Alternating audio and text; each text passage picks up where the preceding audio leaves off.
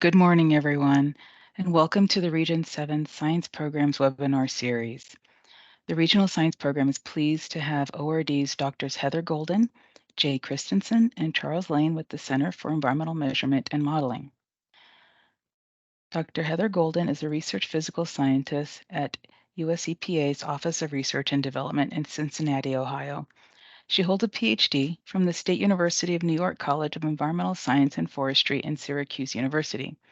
Dr. Golden's research focuses on modeling watershed-scale hydrology and nutrient cycling and the effects of these processes on aquatic systems.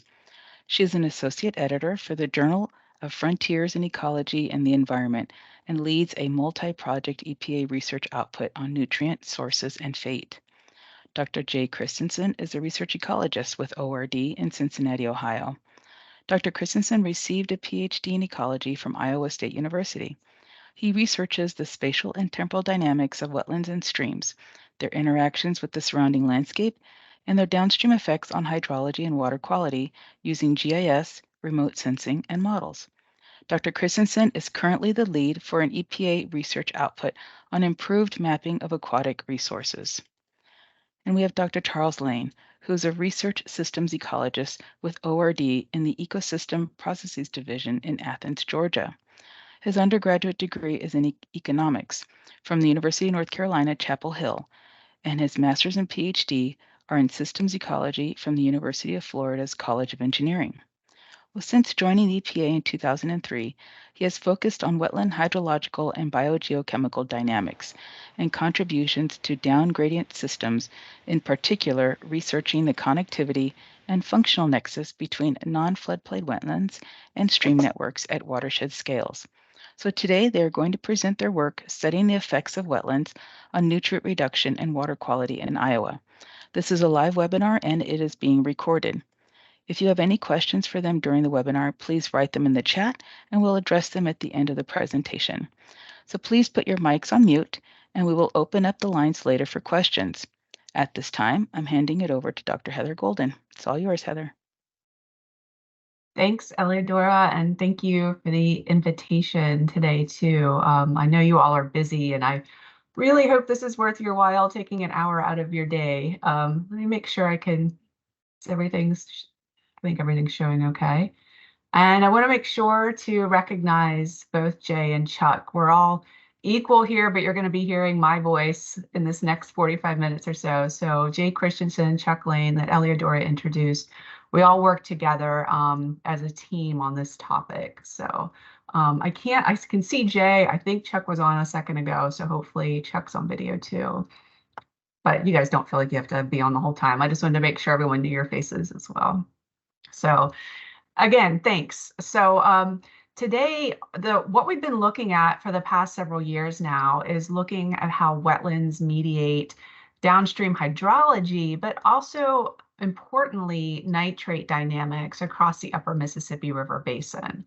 So I want to first recognize, and I'm not sure if Becky's on here right now, but if she is, I'd love her to turn her camera on too. But some of the awesome postdocs and now colleagues who have, oh, yay, there's Becky. Okay, so you see her photo and now you see her too. So she's worked a lot on the Raccoon River work I'll talk about near the end of the presentation. So thanks, Becky. So I wanted to recognize them because they're the ones who really drove a lot of this research. So Becky Forgrave, Gray Abenson, Adnan Regime, and Samson Majitsu. Jistu, poor Samson, I've always gotten his name wrong. So you all are super familiar with this challenge of nutrient issues and what happens when we have excess nitrogen and phosphorus coming off the landscape. And hopefully you can see my, you can see my, there we go. If you can't see my mouse, if someone could just let me know. But otherwise, as excess nitrogen and phosphorus comes off the landscape and makes it into our waterways, we have algal blooms occurring, hypoxia, and then the oxygen depletion, which leads to biotic and, for example, fish deaths. And so we're all pretty familiar with this cycle and why we really care about nitrogen and excess nitrogen and phosphorus coming from landscapes. And we're all super familiar with some of these photos. Eutrophication and harmful algal blooms are occurring across the freshwater to marine continuum. These are just examples in freshwater systems, but We've seen them so many places, particularly in the Midwest, that this is familiar territory for most of you.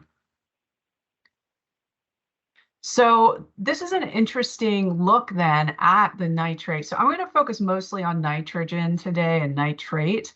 I know phosphorus we know phosphorus is a giant issue too, but just nitrogen is going to be the focus. So this is a nice synthesis of some of the 100 Midwest streams in the 2013, I believe, that the USGS collected for nitrate. And as you can see, the red is the greater than 10 milligrams per liter above the MCL, a lot in Iowa, a lot in Illinois as well, and southern Minnesota.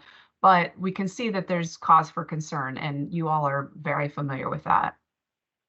So what we did is we took some of the USGS data from, some of you might be familiar with their Sparrow model, but this is from the Midwest USGS data center in Madison. And we used some of their total nitrogen data, and then we estimated cultivated area and wetland densities across the upper Mississippi. And this was one of our first steps into just understanding what nitrogen looks like across the watershed. And we found that as cultivated area increases, we have an increase in total nitrogen. And with wetland density increasing, we have a decrease in total nitrogen. Again, that might be kind of familiar territory, but it was interesting to just see that with data. So wetlands have been talked about partial solutions to some of these nutrient issues. And what we're talking about is not just one wetland where you have, a constructed wetland, you have the inputs and outputs, which are hopefully lower outputs in nutrient or nitrogen levels when you put them in the system, but a whole wetlandscape, basically a collection of wetlands across a watershed. And a lot of people talk about them as green infrastructure or nature-based solutions because they allow that gradual infiltration into the soil system, and the evapotranspiration increases, so you can have less runoff. And so they therefore can attenuate excess nutrients by receiving the nutrients and transforming them, and then just kind of retaining them in the system. So going back to the individual wetlands, though, there was a study in 2017 by Fred Chang and Nandita Basu, and they basically did a meta-analysis looking at wetlands of different sizes and looking at how their rate constants, basically the rate at which nitrogen, if you want to look on the left side of the figure, is removed from wetlands, and wetlands are in green, based upon their water residence time. So you increase water residence time as you go from left to right. Smaller wetlands have lower residence time. So these small wetlands are really removing a lot of nitrogen, and that's the main message here. So in aggregate, as I was talking about across the landscape, what we've been looking at are these non-floodplain wetlands, so wetlands outside of floodplains, embedded by uplands, distal from the streams, and how they can potentially affect the cumulative nitrogen and phosphorus in the downstream system. So we have all these processes going on in the wetlands, and how they can then decrease here TN or nitrate concentrations in the downstream system. So this is our conceptual model we started with. So if these non-floodplain wetlands, I'll call them NFWs interchangeably, can help mediate these water quality challenges, how and to what extent? And that's just where we started digging in, because we know intuitively they probably should, but we just didn't have a lot of research showing that. And this is just some examples of these systems. So Heather, you're on mute for some reason. Am I now? I'm okay now, right? Good. Yeah. That was weird. I didn't even touch anything. Anyhow, our overall big picture question today is, what are the cumulative downstream nitrogen-based effects of either restoring or constructing these non-floodplain wetlands at different watershed scales and sizes? So how do these wetlands across a landscape affect downstream nitrogen? So this is a general bulleted outline of what I'll cover today and some of our research findings. So I'll kind of do it in 4 steps or stages. And first we need to look at how these non-floodplain wetlands moderate water yields, because water is the key to all the residence times, to the transport of nitrogen. So we found that non-floodplain wetlands moderate upper Mississippi River Basin water yields. We found that non-floodplain wetlands, the flow path characteristics of these wetlands from the wetland to the stream related to lower total nitrogen concentrations across the system. That non-floodplain wetlands reduce nitrate. I said nitrate twice there, so you're going to have to get used to seeing that. Nitrate loads across the UMRB. And then the non-floodplain wetland nitrate load reductions decrease along the stream network. So I'll step through these findings and tell you a bit more about these studies. So first, non-floodplain wetlands moderate the upper Mississippi River Basin water yields. Again, the first step towards understanding nitrogen. So our question was, do these NFWs moderate stream flow across the UMRB? Here we used a process-based watershed model. Some of you may be familiar with SWOT to answer this question. So upper Mississippi River Basin, you all know it's huge. It's 0.5 million square kilometers, and it's the largest contributor of nutrients to the Gulf of Mexico. So we found there's 0.4 million potential wetlands, both non-floodplain wetlands and floodplain wetlands, across this system. So you can see on the left, there's a pretty high density of wetlands in this more northwestern region of the upper Mississippi. So we developed this high resolution SWOT model for the upper Mississippi River Basin. And this was one of the postdocs at the time, Adnan Rajib, who developed this. And you just go from left to right, really don't need to know too much information about the model. But again, we have 16,000 river reaches in the model. And then to identify these wetlands, in this particular model, we considered them depressions. So they were DEM-based water bodies across the system, estimated the area and volume of these depressions, and then incorporated them into the model. So what we found was that wetlands in the model do modify water yields across the upper Mississippi River Basin. If you look to the left, there's 279 subbasins we modeled across the upper Mississippi. So the average annual water yield on the left is just using a model where you typically don't even include wetlands. And that's how most people typically model, is they don't even consider the wetlands explicitly. We see the water yields ranging from 100 to 900 millimeters per year. This is average annual. But if you go to the right, and now we incorporated these wetlands into the model, you see the reduction in the water yields. So in this, again, the upper northwest part of the upper Mississippi, you can see reductions of up to 40% of the annual water yields when we get these little bathtubs basically into the model, into the system, and understand how they're storing water and releasing it gradually, so much so that the water yield annually decreases. And these wetlands in the model, then incorporating them into our models in the upper Mississippi, helped us pinpoint areas that were where surface waters impart a significant hydrological impact. So the pink is shows a statistically significant difference between the model without the wetlands and the model with the wetlands, and just at different p-values. But just if you look at the pink, there's a lot that have 70% of the whole upper Mississippi has significantly different water yields when we added them into the model. So think about water. Our take-home messages there. Non-floodplain wetlands do affect hydrology across these different regions of the upper Mississippi. We still really need to get more into climate change. We don't know much about that yet with the non-floodplain wetlands. And then as we integrate these into this large river basin models, they improve our hydrological predictions. So they're important hydrologically, which takes us into the nutrient part, which many of you are probably mostly interested in. So our first foray into this non-floodplain wetland nutrient question was just using some statistical approaches. So we wanted to see if the flow paths coming out of these non-floodplain wetlands were related to total nitrogen concentrations across the upper Mississippi, and we found that they were. So we asked, do we see signals of wetlands reducing nitrate concentrations across the upper Mississippi? Based on existing data, we used the USGS data I talked about earlier, and then developed a series of wetland connectivity metrics between the wetlands and the closest stream. So we used a regression-based statistical approach to do this.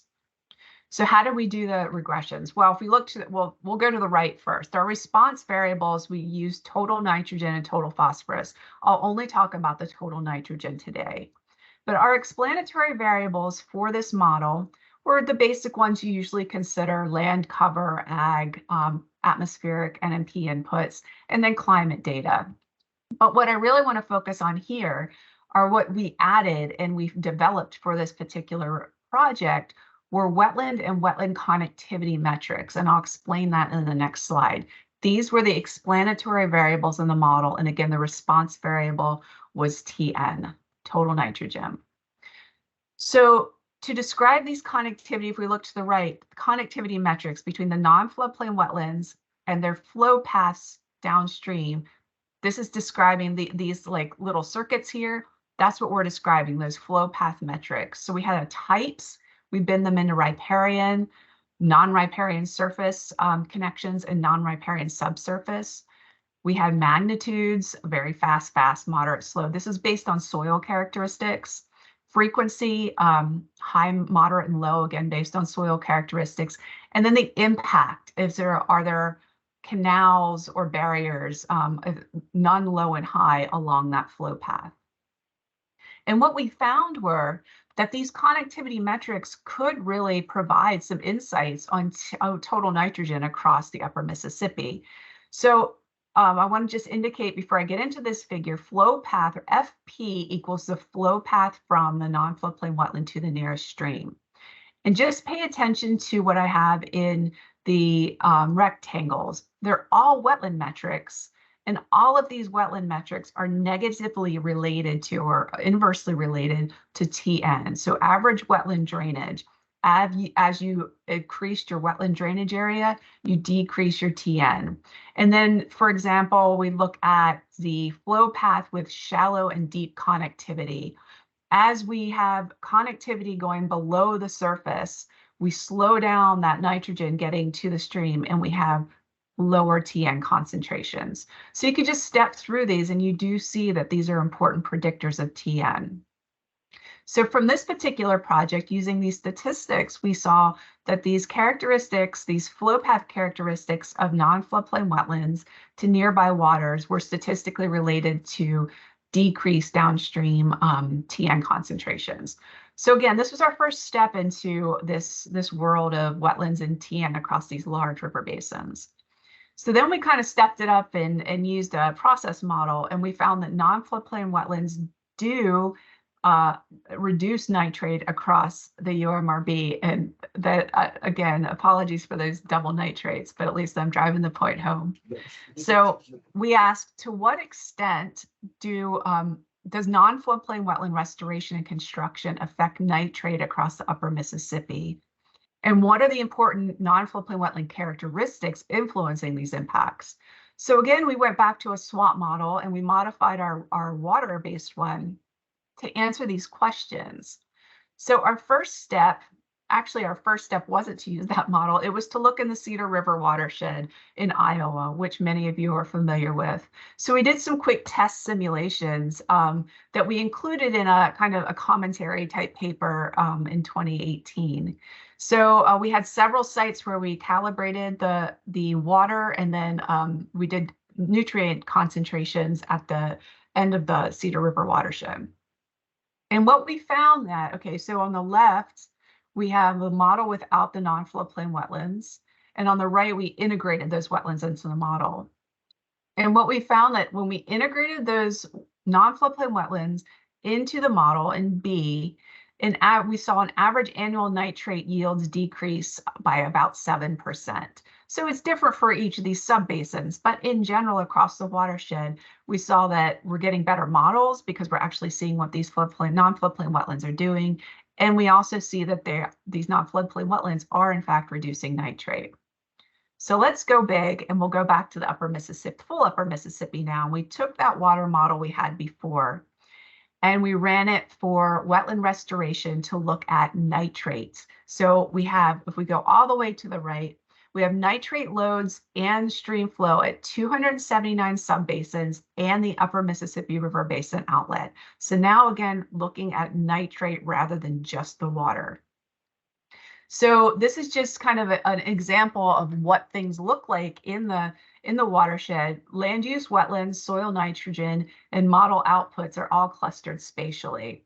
So if you just look from right or left to right, we see land uses in the upper Mississippi. We see the wetlands that we start with and the potential wetlands, the baseline model inputs for nitrogen and the baseline outputs. Baseline model means we're looking at the wetlands that exist today and the conditions that exist today, and just built the model as the world looks today. That's our baseline model.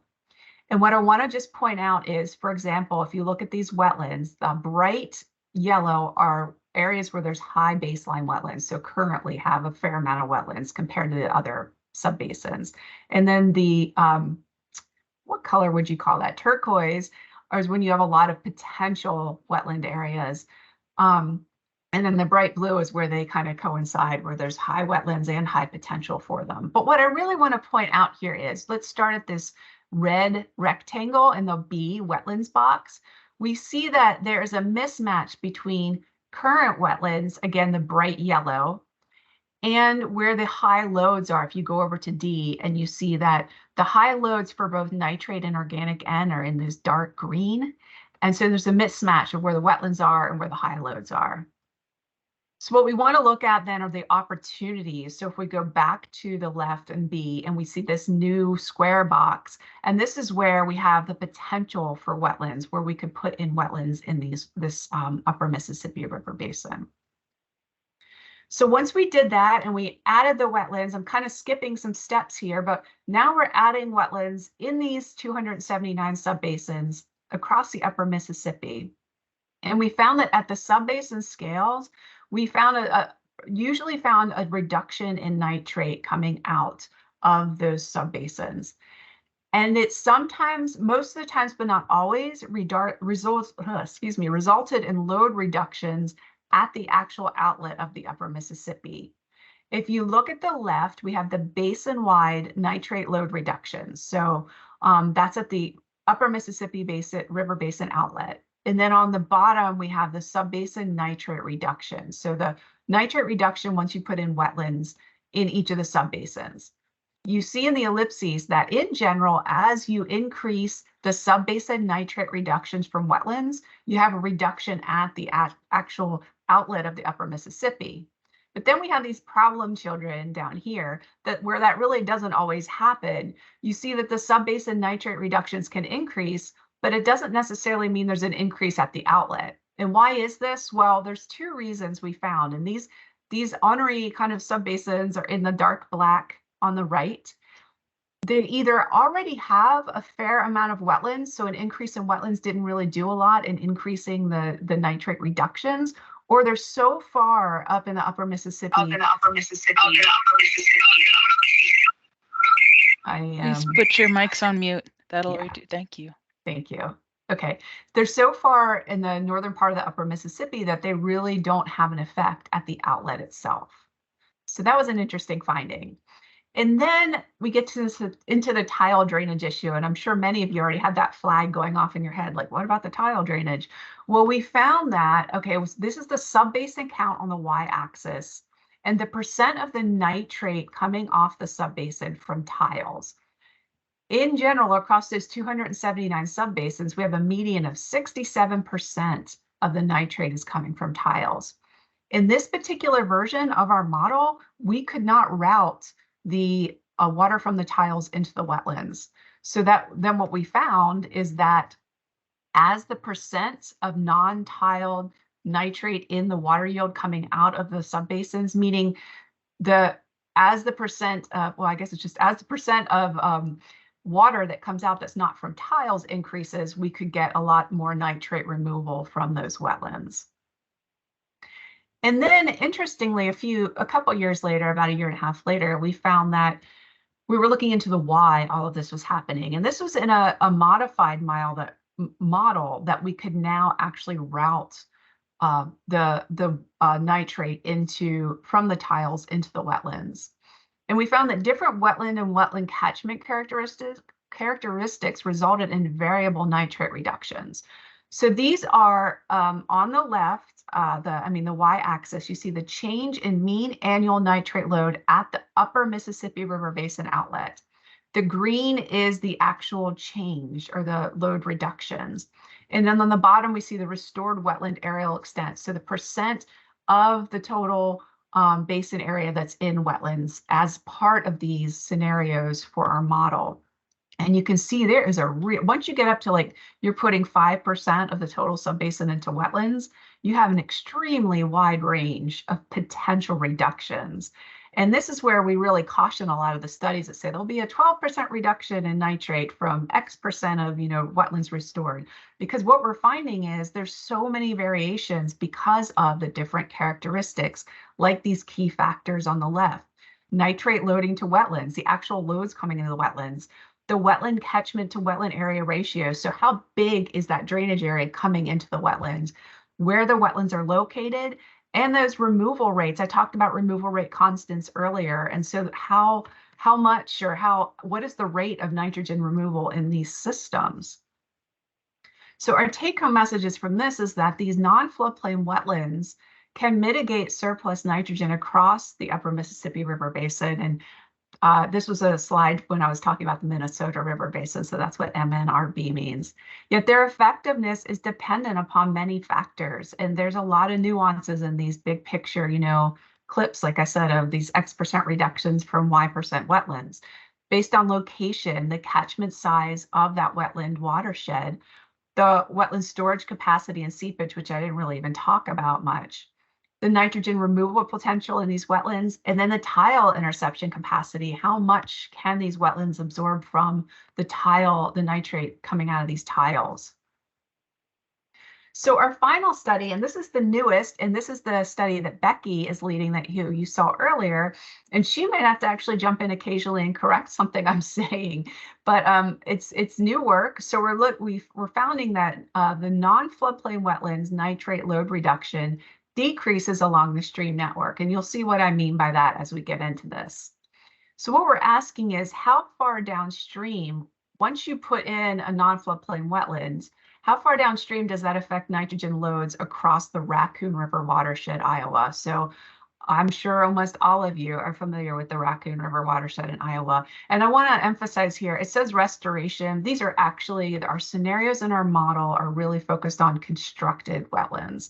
So we made a difference with that because they have different values of, say, hydraulic conductivity. So again, we use SWOT as a process-based model to answer this question. And the Raccoon River watershed, many of you know, is about 9,400 square kilometers and heavily agricultural. And you can see where it is in Des Moines is its outlets, and it is here in Iowa. So Becky calibrated the SWOT model and then looked at wetland optimization scenarios. So really what those scenarios looked like was looking at the percent wetland increase in the watershed, or in the subbasins of the watershed. And then all of these receive 100% of the tile drainage that are routed to them. And then she also looked at varying the wetland catchment to wetland area ratio. And you'll see what I mean by that as we go on. So we're focusing on theoretical wetland construction scenarios. So in particular, these non-floodplain wetlands. And if you look to the right, the subbasins, kind of considering the subbasins, which are the numbers here, as nodes that are connected by the stream network, which are the blue lines.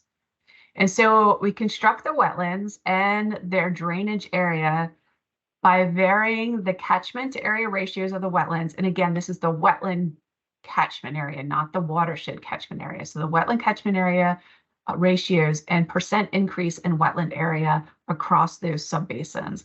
And then what Becky is doing is tracking the signal of these wetlands from the headwaters downstream and see how much that construction of wetlands affects downstream nitrate. So here are the scenarios. We found that wetland related nitrate reductions at the subbasins and at the Raccoon River outlet depend on the percent wetland in the watershed and the CWR, that is the catchment to wetland ratio. So again, the catchment going into the wetland and the wetland size itself. There are 10 scenarios, oops, and I'm just highlighting 2 of them. For example, scenario 1, I'll just step you through this. The percent of wetlands in the subbasin are 0.5% here. We have a wetland catchment CWR of 25 to 1. So if there's 1 hectare in wetland, there's 25 hectares in the catchment draining to that wetland. And so that results in 12.5% of that subbasin being treated by wetlands and roughly a 19% load reduction with some error of 0.8, 0.7%.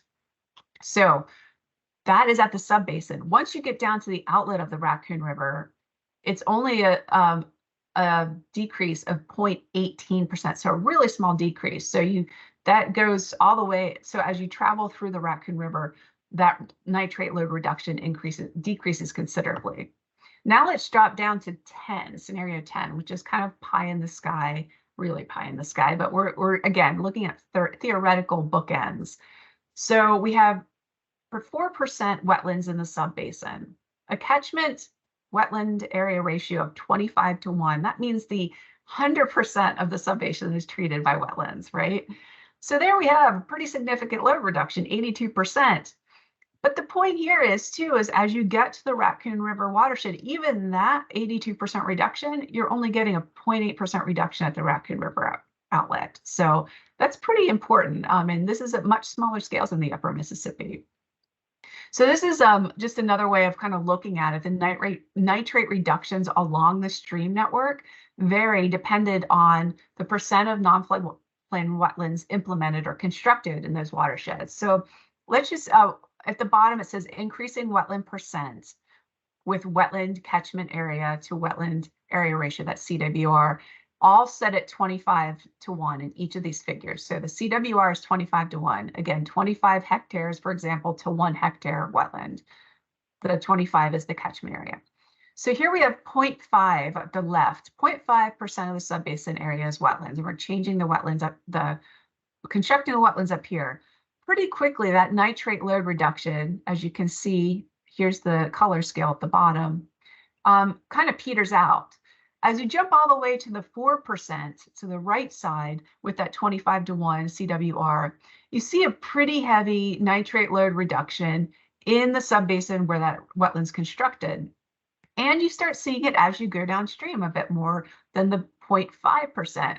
But then, as you can see, it really tapers out along the stream network. And one more just way of looking at it is if you look at the y-axis here, this is the percent change in nitrate loads in the subbasin that is modified, in the subbasin where we constructed wetlands.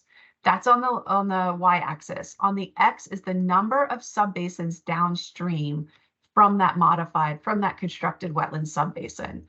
So you can see that as you vary the CWR, the catchment wetland area ratio, initially, you're going to get a really high reduction, 60% reduction if you have a lot of area, the 100 to 1 draining to your wetland, compared to that 25 to 1. You might have a 30% reduction. But by the time you get about 4 subbasins downstream, they all merge and they all converge, basically. So you're really seeing your most bang for the buck in that upper part of the watershed.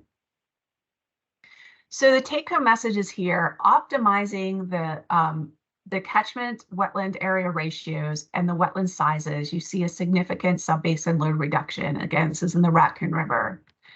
And the subbasin scale load reductions rapidly decline downstream if no other subbasins have added wetlands. And that's a big factor right there, because what our scenarios are looking at is we change that headwater subbasin, we add those wetlands, but then we're not adding wetlands as we go downstream. So we're really isolating the effects of those particular headwater subbasins.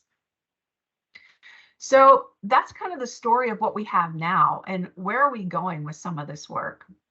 Well, the big picture message is first is wetlands, in particular these non-floodplain wetlands, can reduce nitrate and total nitrogen downstream. But the magnitude of these reductions depend a lot on the wetland catchment and wetland characteristics, including the removal efficiencies of nitrogen in these wetlands. And nitrate reductions from these NFW restoration or constructions are the highest in the subbasins where the wetlands are restored or constructed. But their downstream effects are reduced based on the nitrogen loads coming into the wetlands, that CWR, and the percent of the wetland in the subbasin. So I am finishing a bit early, and I think that's probably fine for everyone. But next up, what are we doing with Region 5 and 7 wetlands, watersheds, and nutrient modeling-based research? Well, we just found out yesterday, we're going to have a postdoc coming on in January who's going to continue some of Becky's awesome work in the Raccoon River and looking more at temporal and seasonal responses to wetland implementation as well. We'd like to get into climate change here and also perhaps other management activities. And in the UMRB as a whole, we had another postdoc accept yesterday, but he won't be starting until April, looking at how does legacy soil nitrogen and groundwater transport lags mediate wetlands based nitrate reductions in the upper Mississippi. And again, we need to start looking at climate change and how these changes are affected by precip and temperature variations going into the future. So there's more to come, and we'd love to hear your feedback too. I'm glad there might be more time for discussion. Yeah, that's it. Please get in touch with us if you have any questions, ideas. It'd be great. Thank you, Heather. Let's see, there's been some activity in the chat. The Great. first question is, if depressions were utilized to identify wetlands in the model, was there anything done to exclude ponds from the model? And it looks like Jay and Charles responded. Jay, do you want to go through your response? Oh, sure. It's just, and Heather can expound on this as well, but SWAT has a separate component that deals with kind of lakes and reservoirs within it. The regime paper that the question was about was designed to look at those small wetlands, and it didn't differentiate between water storage for small wetlands or water storage from small ponds in that analysis. And like I said, Heather or Chuck can, and I included the reference there so they can go back and look at the paper. Thank you. Charles, you also had a response. Yeah, and I understood that we had to. I mean, Heather had noted that the Upper Mississippi River Basin is rather large, and so in order to actually manage the processing on the computer, there were some limitations to the model that we had to take into account. So one of them was we had to remove some of the depressions that were small, that are hectare in size. And then I'm actually going to post a paper here to the chat about a pond, like what is a pond, as a matter of fact, because that actually is an ongoing discussion because of the IPCC and other areas. So thanks for that. That question actually is a good one for a lot of different reasons. Thank you. So we have a wide, diverse audience, scientists, engineers, and non-scientists and non-engineers. So there was an appreciative comment on your map, Heather. It says, actually, I'm a non-water program person, very interested, but not that familiar with these watersheds. So your map did help out with the location. Thank you for that. Another question. Have you done this modeling on floodplain wetlands? Oh, it looks like Jay, you responded as well. Yeah, I was just monitoring the chat as Heather talked, and no, we haven't really addressed floodplains. SWAT does have some floodplain component to it, but it's pretty rudimentary. At least Heather, that's my understanding. But we haven't. Our focus has been on non-floodplain wetland areas and their impacts on hydrology that are typically not included in most of our wetland or most of our wetland and hydrology models. Thank you. And Charles, thank you for the link on the recent paper defining ponds and lakes and wetlands. Okay, let's see here. So if anyone has a question, feel free to open up your mic and ask away.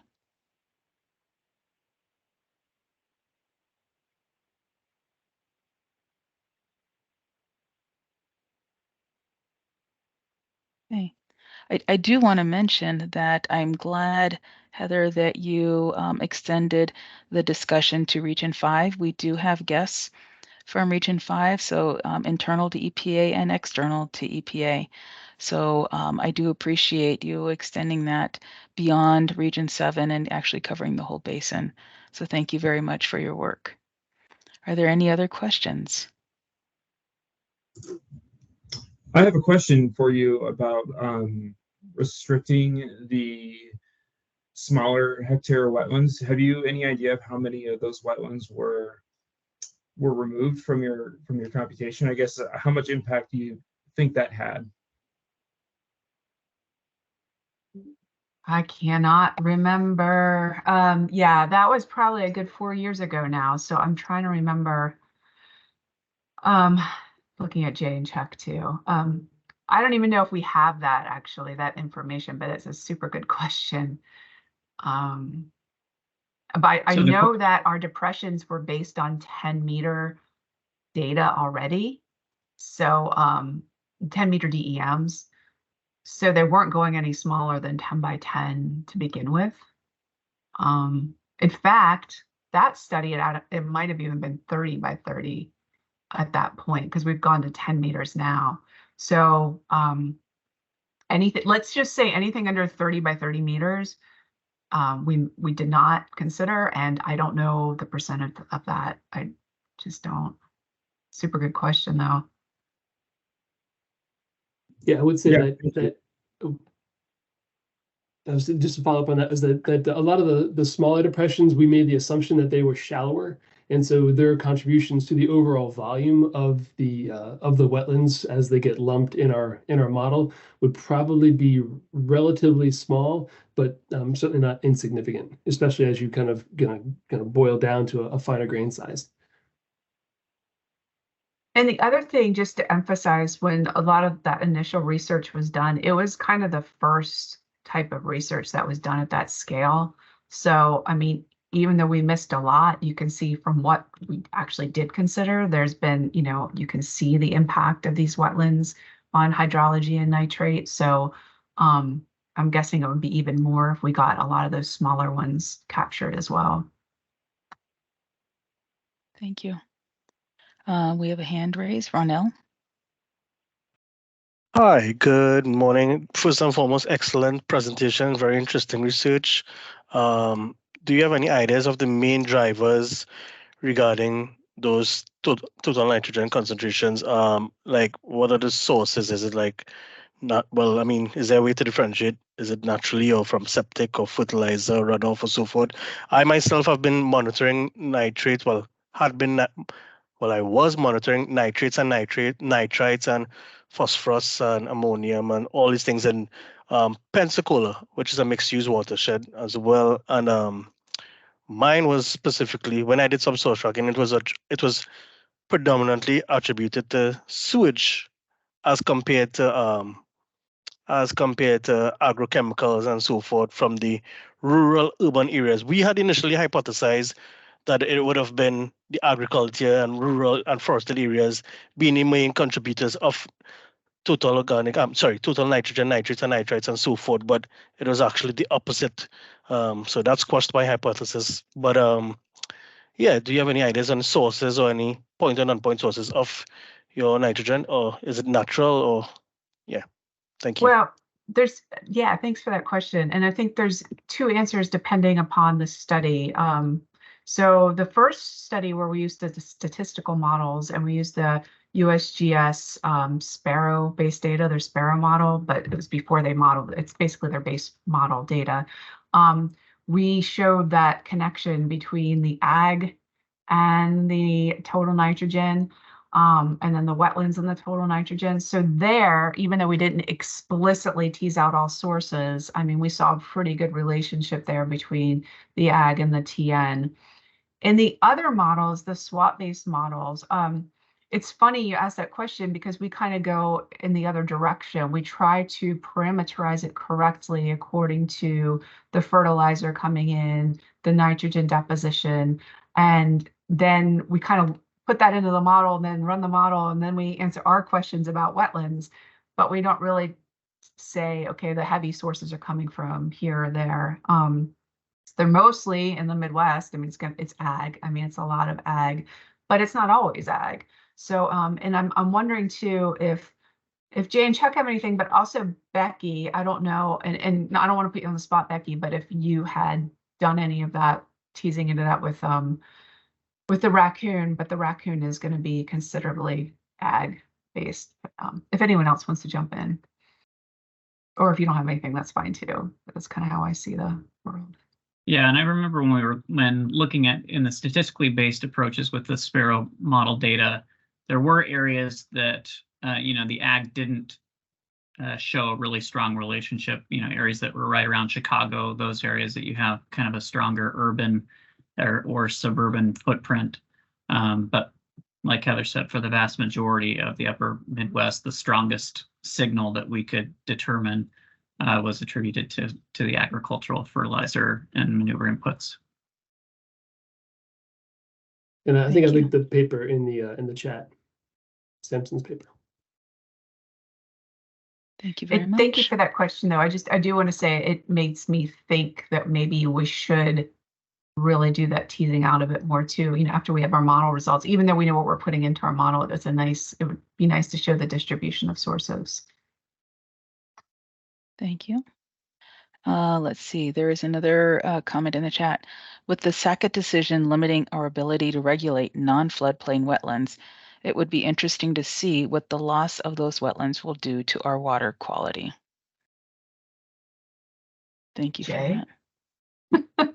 Jay's been working on some of this pretty heavily. Yeah, well, I mean, all three of us have been engaged in some of the teasing out and looking at some of the effects that are potentially created by loss of protections for the Sackett. So yes, that definitely is on our radar of being able to, and much of the work that Heather presented today, since we have been looking primarily at non-floodplain wetlands, those wetlands are often ones that for sure lose their protections from the Sackett decision, and so to some extent, what we've been talking about today kind of helps to address that issue of what happens as those wetlands are lost. Yeah, and actually Heather led a paper, was it 2 years ago, the ERL paper that came out, and one of the studies in there looked at what happened with the flood extent and the flood potential. And I think that with removal of non-floodplain wetlands, which would be the impact, which is the impact of the Sackett decision. And so in that instance, I believe the outcome was that with when non-floodplain wetlands were removed, you had a much greater likelihood of coming upon a 100-year flood extent, a flood opportunity. I think maybe Heather, you could talk to that a little bit. No, you're right. It was once you lose those non-floodplain wetlands, and this is more hydrology than water quality, but we found that the potential to hit the 50 and 100-year flood more often was like basically kind of skyrocketed when you lost those floodplains, and then that's going to have water quality implications. It's just we always first start with the hydrology, but yeah. And was that in the Cedar that study was Cedar? Was that in the Cedar River? That was in the Prairie Pothole region, the Pipestem River in North Dakota. Right, because that was great. So Gray Evanson also did a study up there where it looked at the impact of removing non-floodplain wetlands based upon the previous administration's efforts with distance. And so that also showed that you started to lose a lot of the gatekeeper wetlands. You started to kind of dry out the landscape, like Adnan's model showed as well with the entirety of the Mississippi River Basin. So yes, there's definitely some significant impacts that are going to be coming. Thank you. But the question makes me think more about water quality too, because we're first looking at the hydrology, but that water quality issue is going to be intricately tied in there. Thank you very much. I did see a hand, but I no longer see it. I guess the response was an answer to their question, so thank you. Okay, let me check the chat again. I don't see anything in the chat. Does anyone else have a question?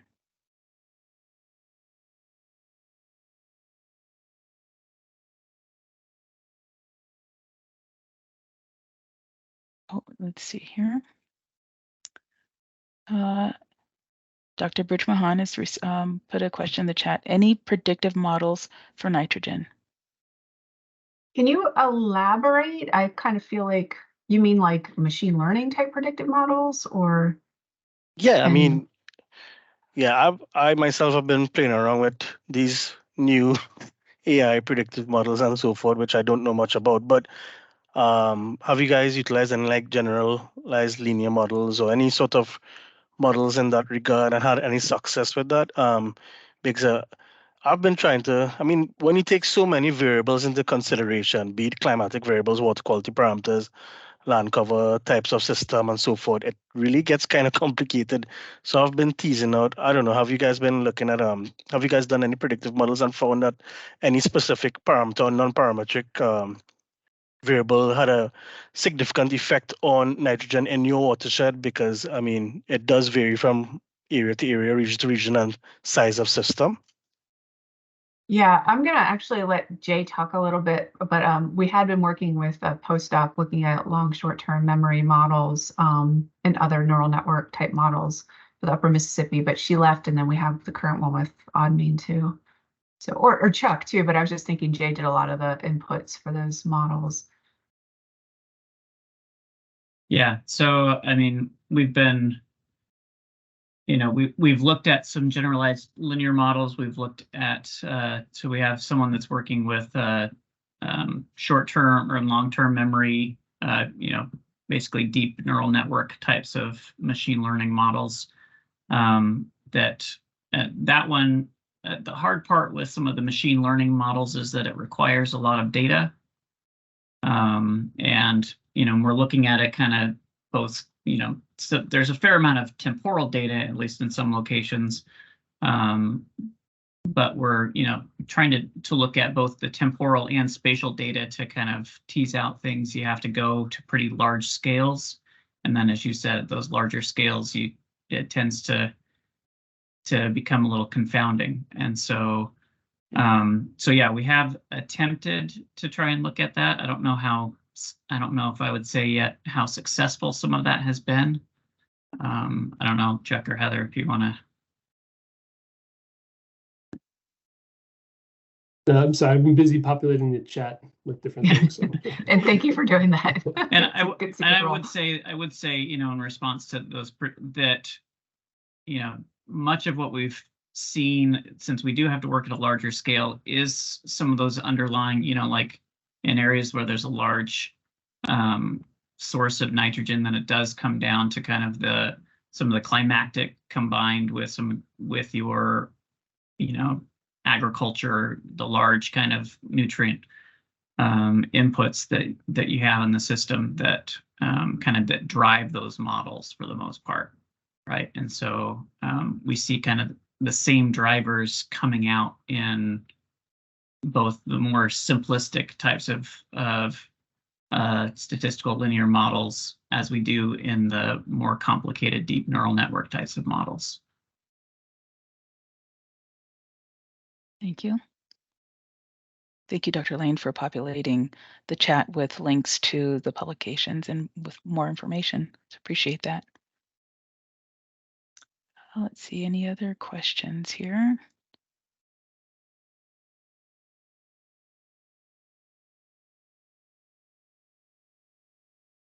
Yeah, I don't see any. I'll just let it pause for a little bit more just in case someone wanted to pipe in before we close out.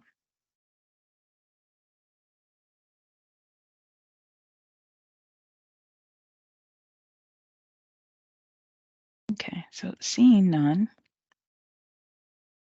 I want to thank Drs. Heather Golden, Dr.